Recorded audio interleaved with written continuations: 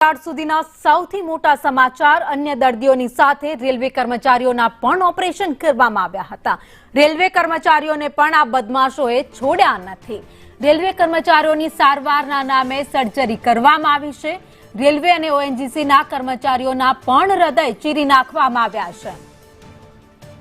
વધુ અપડેટ સાથે દિવ્યા ચૌહાણ અમારી સાથે જોડાયેલા છે। દિવ્યા, અત્યાર સુધીમાં અનેક લોકોના હૃદય આઘાતકાંડના જે આરોપીઓ છે તેમણે ચીર્યા છે, જેમાં હવે ઓએનજીસીના કર્મચારીઓ હોય કે પછી રેલવેના કર્મચારી તેમને પણ બાકાત નથી રાખ્યા।